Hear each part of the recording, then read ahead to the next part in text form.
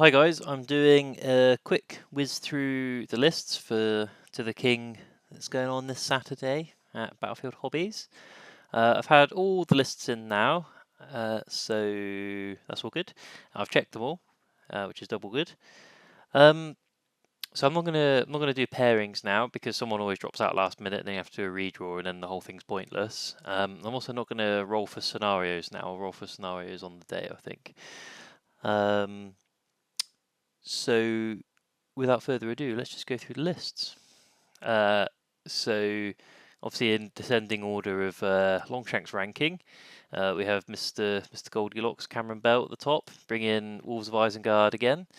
So he won the last one I did at Battlefield Hobbies with Wolves of Isengard after me saying it's just a totally guff list because, like, he's only fight 4, why do you want a hero at combat with a fight 4 hero? And then he won the whole thing, which is obviously shows what I know, I guess. So he's going with exactly the same list as last time. So it's basically the sort of plastic set you get. So equal number shield, shield and spear and bow, and obviously just maxing out that, and a couple of just loose wild wargs, caps on the shield as well. Captain with a shield on a warg as well.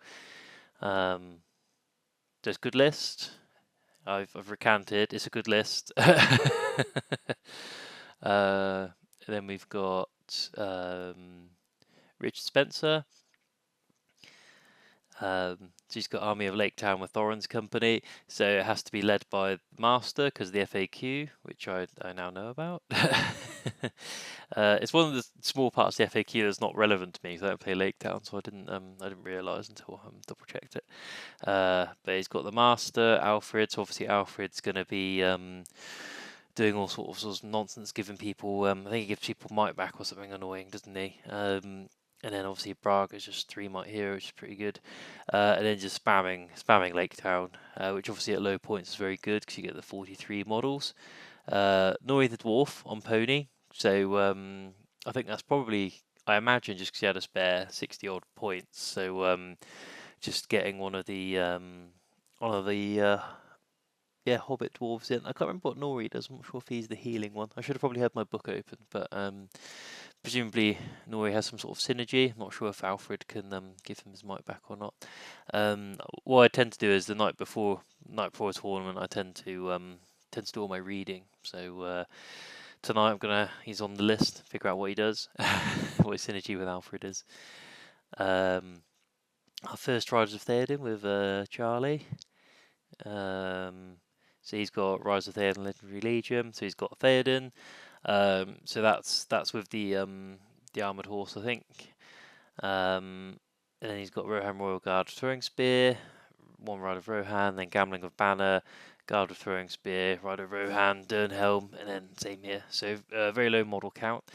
But obviously potentially unleashing the pain with to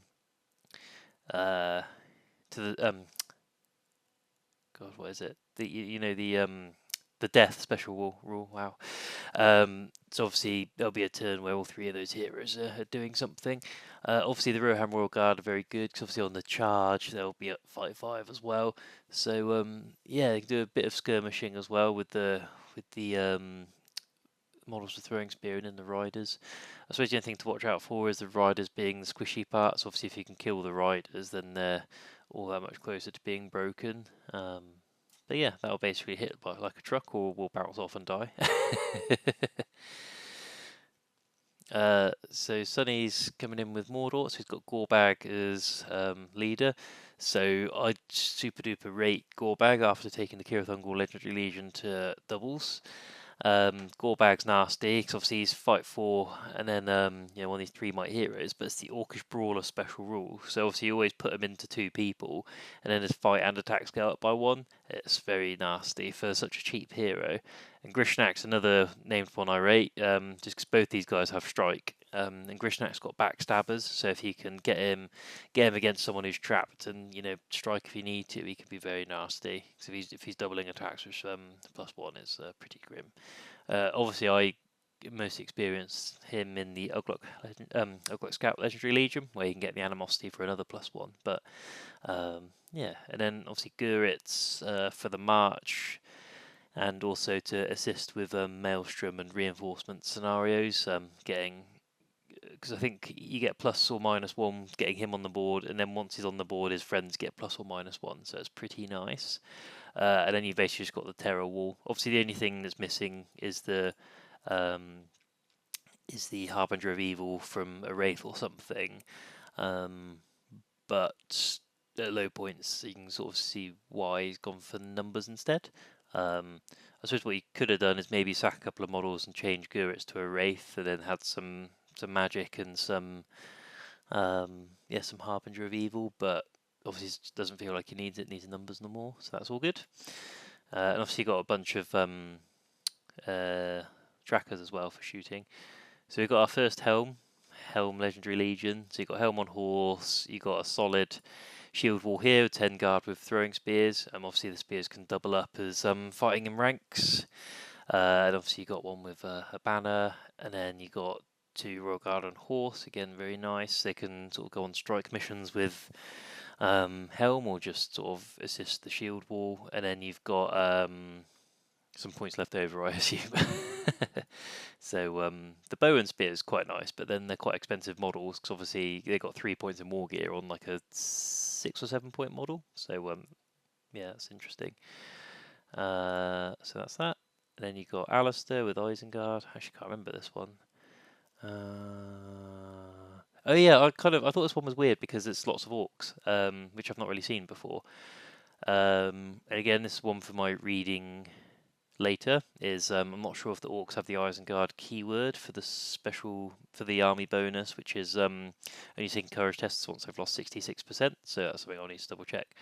Obviously, you've got a whole bunch of crossbows, and then just sort of cheap infantry. So you've got 9 crossbows plus Vrasku has 2 shots, shoot 3, I think. The only problem is everything else is orcs, but you've got the Krebane to grab objectives and stuff, so that's nice. Yeah, I suppose if you went Uruks, you'd probably be looking at more like 20 models. So the orcs obviously give you that opportunity to go higher on the old model count, and also because you're higher model count, you can get more crossbows. So what's this one? Assault on Arthurian. Yeah, it's not too much to say here. Just Musgur, Ashrak, Venom back here. I don't know how others will work at 400 points, because you kind of want more goodies, but you do have the Venom back spiders, and I believe Ashrak's one with Shroud of Shadows. I think you're missing the Enraged Beast though, which is a nice combo to get off. But obviously at 400 points, you kind of have to make sacrifices. But I mean, you've got a bunch of orcs with sort of spears, and then you've got a bunch of prowlers, and you've got the Venom backs, and you've got Ashrak, so stuff's always possible. Obviously the model count's pretty good as well. Mr. Murphy with Erebor Reclaimed. There's Erebor Reclaimed. Yeah, Erebor Reclaimed. So he has Thorin on Goat, and then he's leading a small mismatch warband, because you've got Biffa leading the shield wall, which is just seven dudes, and then one with a banner. Obviously, people will look at this and think, "Oh, that's squishy," and then they'll realise that with shield wall they're defense 8, and then it's not squishy. Weirdly, this is probably the squishier part, because the crossbows and matigs are only defense 6. So yeah, it's not bad. And obviously, Thorin's the one who gets I think he gets free heroic combat or something, so that's pretty spicy. Can't remember what Biffa's jam is. Can't remember if he's the one who Rise the Troll in the films or not. I always get mixed up because it's not a great film and all the dwarves are very forgettable. But yes, maybe controversial takes here this morning. I don't know. So this one's, I think, very competitive. You've got Azog's Hunters here. So obviously all these Hunter Orcs are 2 attacks, which is nasty. And obviously you've got a whole bunch of bows. You've got some Felwarg objective grabbers. And then you've got Goblin Mercenaries who can obviously appear anywhere. So obviously if you get recon, these guys are appearing at the back and then wandering off, I think. Unless there was an FAQ about that, actually. I seem to recall there might have been, so I will double check that. But either way, obviously good for objective-based games, and I'm obviously shunting them up the board a bit. So I expect that one to do well. What have we got here? Oh, the trolls. Yep, trolls with campfire. So obviously campfire, I think, is a banner for them. You get it for free as the army bonus. Trolls sort of nicely equal 400 points. So obviously there's a whole bunch of sort of throwing people by the fire to set them on fire, and then you got Sneezy Troll, who is halving fight value, and a bunch of other stuff. So yeah, I think only one or two of them have strike, but obviously yeah, one of them has the ability to half fight value. So I think with trolls, they can do very well depending on the scenario, but and they've got a bit of might for those bad rolls and stuff. But it's just one of those things where if you don't roll high, then you can't really do much about it because it's just one of those things about having low model count. Another Helm's Guard. So you've got Helm, and then you've got Shield Wall here. So I think this is closer to how I run it. So you've got the warriors at front, the guard giving you fight 5 at the back with Helm around with the +1 to fight value within 6 inches. You got a banner, then you got 2 royal guard on horse, and then you got an outrider on horse. So in fact that was Tom McConnell, and then you've got Mr. Denny. I think there's one of them I looked at, and it was kind of yeah. I think they all run them slightly different to me because there's so many ways of running it. And again, you've got the shield wall here, and then a couple of royal guard, and then a banner. So that's similar to the other ones.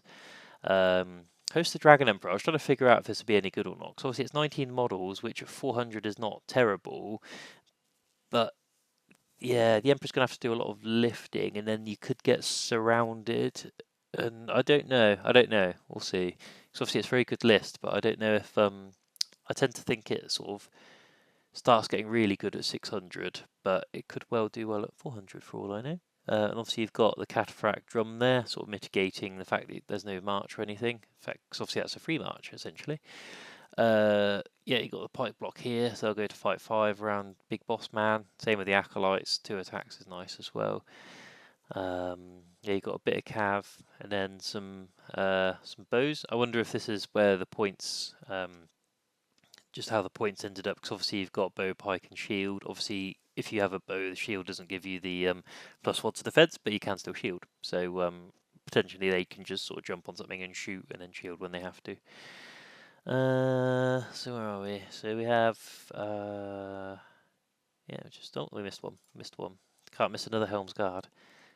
So we have Helm's Guard. This one was interesting because the model count was still like not bad. Cause it's similar to the other ones, but they've got an extra hero in. But I guess there's sort of slightly less cav in that the cav is provided by Helm and then 2 riders. Then the shield wall's a bit smaller and cheaper, less royal guard. So you've kind of gone with the extra models for the cheaper models for the extra hero. I don't know. I'm interested to see this because obviously he's on foot. So I tend to take Captain on foot at like 500, and he sort of sits in the shield wall and sort of helps out. But I don't know. At 400, obviously it'd be nice for someone other than Helm to call the moves. So whether you can call a move with him, freeing up Helm's mighty hero for a turn to do something else. Be interesting to see how that plays out. And we've got Jordan's Mordor. So I think this is the same as last time. So he's got a Shagrat leading a couple of Black Nums, and then Morannons with the Warg, and then Guritz leading something similar. So obviously Shagrat's an absolute beast, so people are going to struggle to deal with him. Obviously the amount of Helm's Guard's going to be a bit of a pain, because obviously Shagrat's only fight 5, so if Helm, combats into him or like, wins the roll off or the strike off or whatever, that's obviously him in trouble because he's D7, so Helm would be wounding him on 4s, obviously with the knockdown, so that's something to watch out for. But hopefully the trackers will shoot him off his horse first, or you'll use one of those wargs to mitigate the charge bonus. So we've got Craig with another Helm's Guard. Yeah, so is this... No, I thought that was an all-cav one, but this isn't it. It's heavy on the cav side. But yeah, a lot of bows in this one. I'm going to gloss. I don't know if there's any more Helmsguard, but I'm going to gloss over them 'cause I'm sick of looking at Helmsguard. It's good and I like it, but there's five Helmsguard lists. So this one's interesting. So you got Gorbag, who I said I've already rated. Blackguard, who aren't great, but they've got strength 5. But they're just quite expensive. I think they should be D7 really, but they're not. But I like them because they're cool. So there's that. And then again, you've just got a small warband here. But the main thing is the Great Beast. So I'm going to have to look up the the War Beast rules as part of my getting up to speed with everything tonight. Obviously, they can be quite good, but can be quite swingy. So we'll see how that goes. Obviously, they deal out a surprising amount of shooting as well. So that's going to be great against Helmsguard because if they can get into Helm, kill his horse, that'll be very good. But obviously, they're only fight 4, so if they get pinned down in combat, that it will just die eventually. But yeah, that's kind of quite dependent on dice. And we've got Bruce with Army of Lake Town with Thorin's Company. So this is the Thorin from Thorin's Company. I was wondering why it wasn't the Erebor Reclaimed, but I think it's Survivors of Lake Town who ally with them. So I think it's Lake Town who ally with Thorin's Company. So that explains it. Master has to be the leader, so it's similar to the one before, apart from Lake Town Captain instead of Braga. I don't know if that has something to do with marching or not, maybe. Not sure if Braga has march. And then Thorin's just Thorin, and he's very good.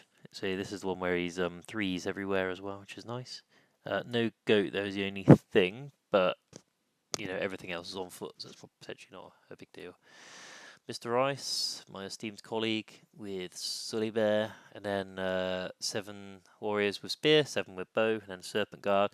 That's just because obviously you can only have 50% bows in the Serpent Horde part of the list, so that was an extra spear. I think the points just meant, yep, Serpent Guard.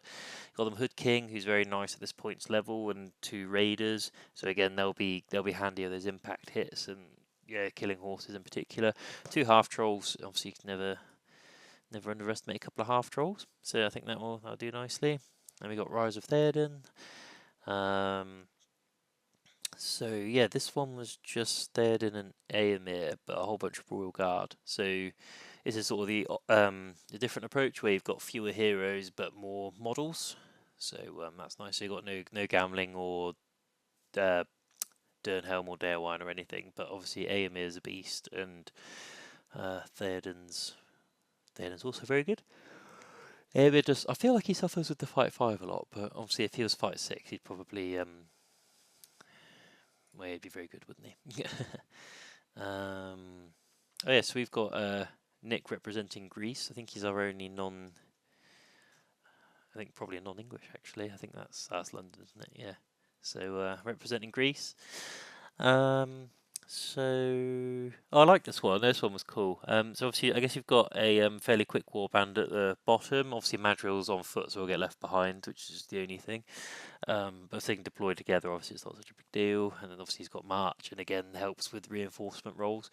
The Knights are good. I like Osgiliath veterans. They don't have the shield wall special rule from what I recall, but they do have an extra courage, and I think within 6 of Faramir or Boromir they get +1 fight. So again, that could be good. So yeah, it's just quite themey. I think quite like it. It's good. Oh, you've got Mablung as well. Yeah, I did this as well when I was checking the list. As I looked at that and I was like, oh, that's not enough points, and then I realised there's a drop at the bottom as well. That's just very nice.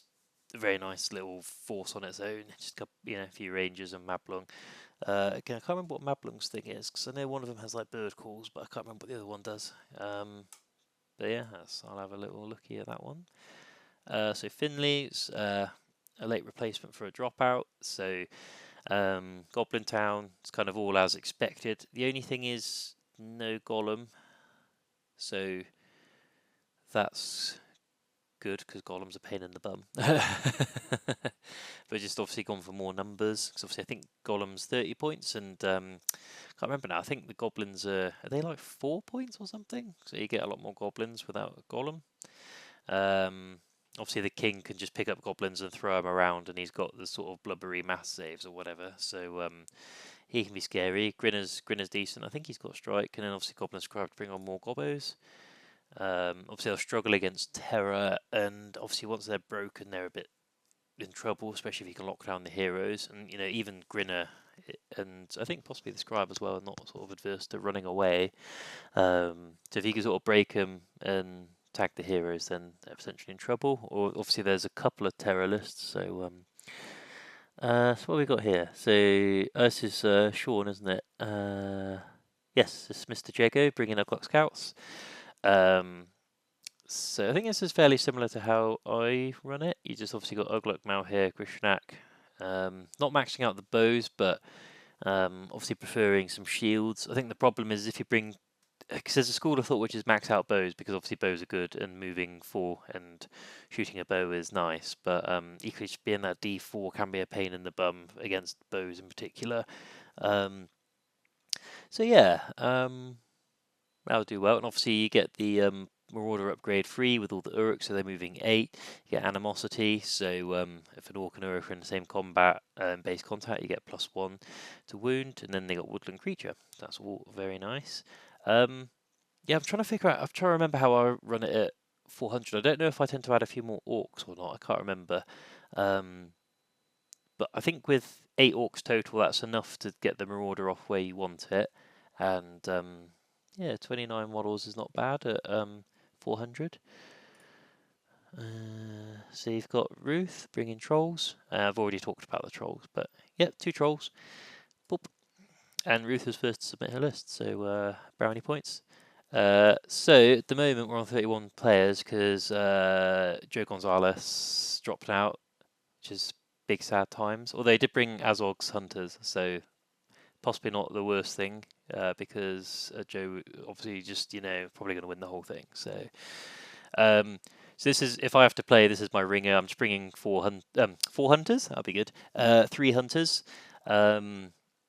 I've basically just given them everything I can in the Grey Company list.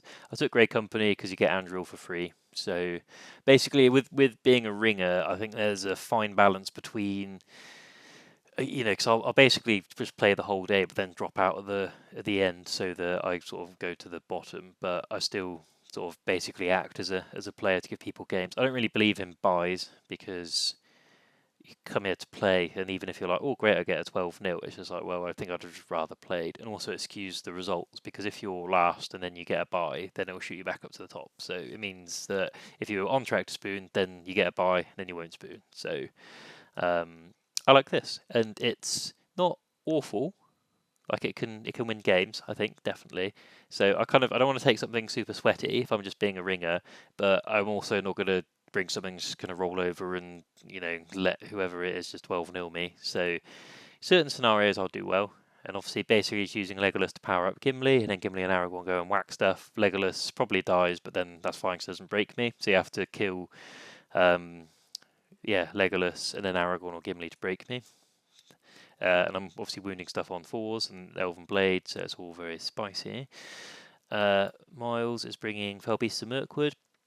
I'm not sure how well this will work at 400, but I also underestimated it when we played last time, so I probably won't underestimate it again. Obviously, it's Razgush, a whole bunch of Orcs, and then Spider Queen with Bat Swarm. Obviously, the Bat Swarm's very, very handy. A few Felwargs and Trackers, so obviously this is a much lighter warband. No Spiders, but I think they cost 20 points, so I think you'd probably give up too much to get them. So you'd basically have to dump probably like 2 Wargs and 2 Trackers or something like that to get a Spider. Yeah, I mean, you could probably argue either way, couldn't you? But yeah, we'll see how this goes. Yes, Mr. Dan Smart bringing Minas Tirith. In fact, I need to update this because it's 400 points. I updated it at the bottom, but I think he's managed to paint up these spears because these guys didn't have spears originally, so he had 4 points down. I was like, well, give them spears, man. But I set him a painting challenge to paint 4 extra dudes. So I think this is Dan's first tournament. So yeah, bring in Bozza. Obviously, he's got the banner of Minas Tirith. So the Garden Ranger's getting 5/5. Obviously, you can basically just pop them as a shield wall, can't you? And get a 5/5 mini shield wall on the go. And then Madril, again, just a very good little choice here. They probably want to stay together for the banner, but Boromir can also just go and win you games quite easily, especially depending on the matchup. So Yeah, no cav though beyond Boromir, so that's potential weakness. But Boromir eats up so many points that look, you're already on like what 16 models total, I think. Yeah. Uh, so yeah, I mean you'd have to lose stuff to get cabin, so it's fine. Boromir will just do everything and win. That'll be fine. So we've got Kyle Webb. I think this might be his first tournament as well, because I think he's using this in the Daventry Battlefield Hobbies League thing. Sealed with the ring on foot, which is interesting. Arya is taken with the ring on horse. Obviously, the logic being that he doesn't actually want to be on a horse, because as soon as you put the ring on, he's thrown anyway, so you have to dismount him. I like the horse as an Isildur ring delivery system, so he gets to where he needs to go, and then he dismounts if he wants to, and then half the time I don't find he doesn't end up dismounting anyway. Because if you're depending who you're against, you might just have to fight, and it doesn't really matter that much. But with the amount of helm around, it might not be the worst thing to just have him on foot in the middle of a shield wall, able to sort of move to either flank very quickly and get the ring on and cause some carnage. So I can see that. We'll see how it plays out. Because obviously you're saving 10 points on a horse you potentially don't need. So getting those sort of additional models in. Again, possibly worth just whacking some spears on to use those 3 points. But overall, I mean, you got a nice little Numenor shield wall, a lot of bows, which is interesting. And you got the captain kitted out as well, so these two potentially could be working together. The Sealed with the ring goes into something with the captain of Numenor on the charge with the lance. That's pretty serious stuff. So yeah, that could do well. And then what was this one? This one was Elendil instead. God of Elendil, just stick him on a horse, give him a shield. The only thing is, I think he has a master. Yeah, Narsil's not master crafted, so you don't get the shield in combat when you are two-handing. Obviously, against shooting, very nice. Again, little shield wall. Same again here with Captain of Numenor, and just some honesty bows. Again, if you deploy them apart, these guys are probably in trouble. But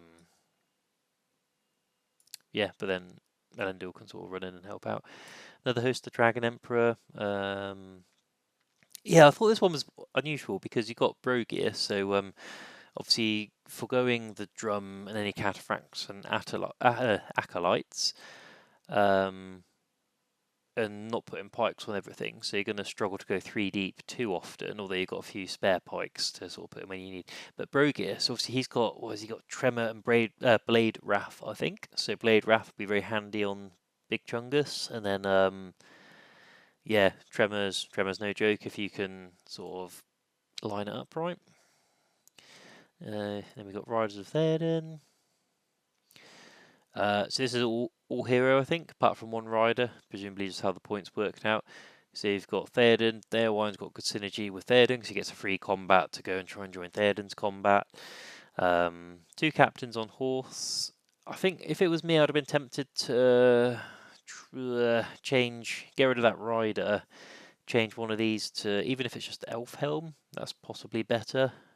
But I can also see this doing fine. Dernhelm. I mean, that's just my preference, obviously. So this is where I criticise lists and then they slap. So obviously last time I ripped on Cam for bringing a Guff list and then he won. So maybe this will win, and then I'll be like, oh, don't know about those captains, and then I'll just win the whole thing, and then I'll just be like, yep, I obviously don't know anything. What's this? Oh yeah. Oh, this is going to be my ringer list. So when I saw this, I was just like, oh man, because I was just going to bring the Balrog and 10 goblins with shields, and the goblins would just shield for days, and then Balrog go in and slap stuff. I don't think this is one that's going to win the whole thing, just because there's too many scenarios, like objective ones where you can just kill everything that's not the Balrog and then hold objectives and stuff, and you can also outmaneuver them with no march and etc. etc. But if the Balrog gets in, sets people ablaze, and then whips them into combat, I mean, it's gonna win. It's gonna be in contention to win. A fair few scenarios. It's probably one of those ones where you get 2 wins, 2 losses. You'd have thought, because you'll get some matchups where you're just like, I mean, if you draw a contest of champions, you're just like, yes, I'm going to win. Because he's got a threat range of 14 inches, hasn't he? Because he moves 6, and then the whip is 8. So all you need to do is sort of really get in, kill one model in the contest, and then keep the goblins near the Balrog, sort of lure people in or whatever. But yeah, no, it could be nice. Obviously, got some archers. I'd probably just put shields on all of them, but again, that's just my preference. You could use the archers to sort of bring people in. If they've got no bows and you have 3 bows, you can just sort of be like, well, I'll just sit here and shoot you until I, chip away at you for an hour and a half or however long we're playing for. I can't remember now. That's all the lists. So I should have probably shown this first, but we got the stats here.